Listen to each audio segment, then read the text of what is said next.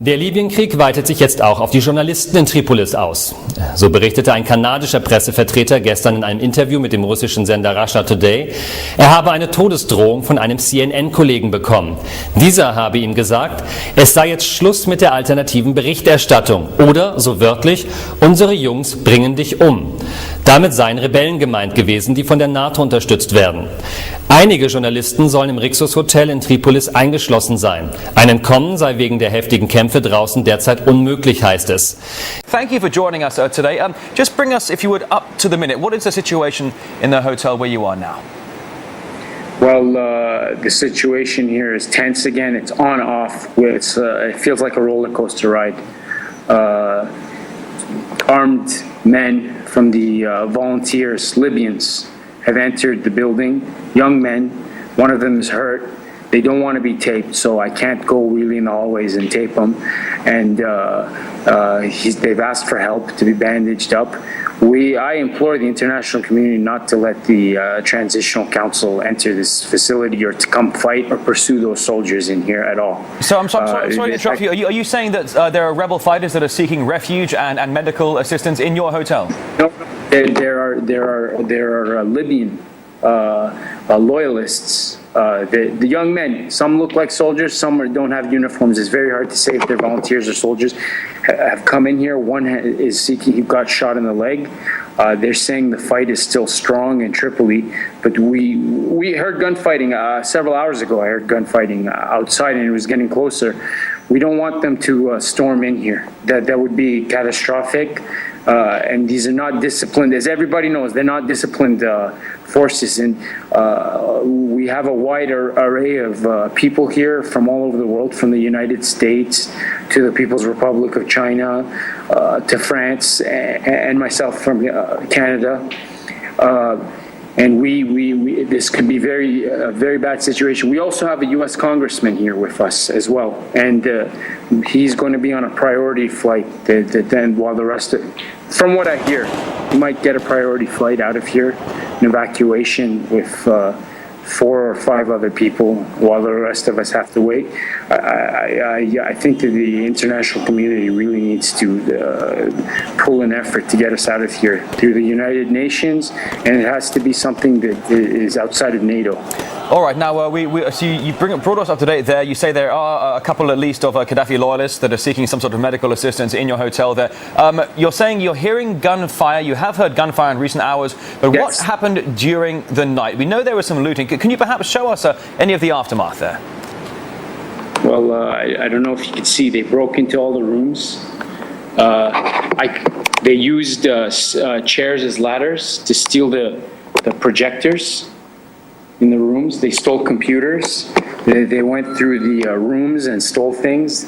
They didn't seem violent, just young men who came to take what they could, opportunists.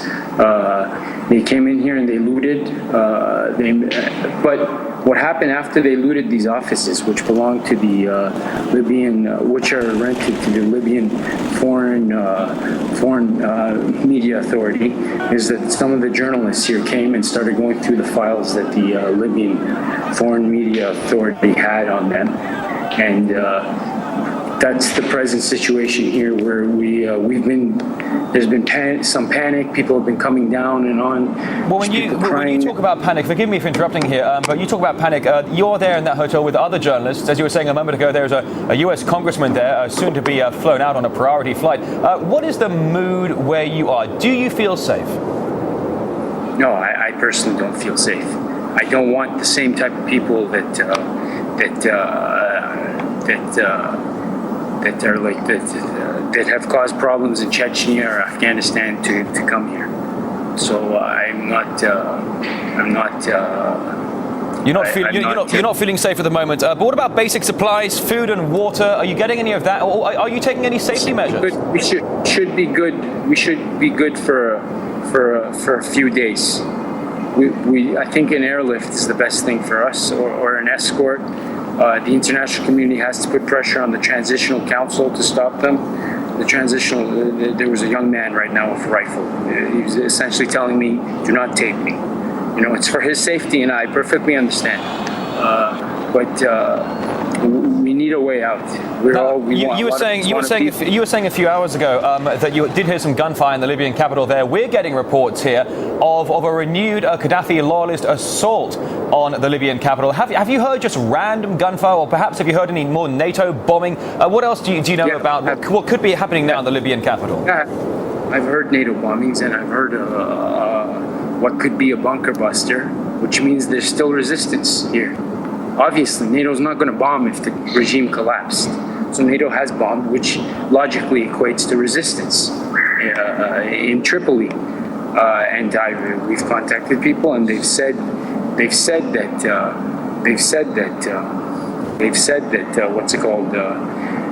that they are on the outskirts of the city, and this has to be verified. I'm telling you what I've heard. Okay. We understand that. It's very difficult at a time of war. It's very difficult to confirm random reports of whether it's gunfire or NATO bombings, or even, as you were saying, a possibility of a Moab bunker buster bomb, the mother of all bombs, being dropped there. But is there perhaps a safe room for you there in the hotel, a padded room with mattresses where you can seek proper protection? I don't think so. We all have to stick together. We're in small groups now. At the beginning, we were in a large group because there was a lot of panic, and that's when there was a lot of photo ops here by a lot of the media during the panic, and we are at their mercy. That's the honest truth. We don't have weapons. We're sitting here. We're just waiting. We can't take any action. We're waiting.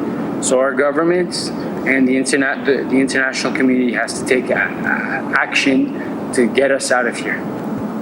All right. Journalist Mahdi Nazemroya in Tripoli from the Center for Research and Globalization. Thank you very much.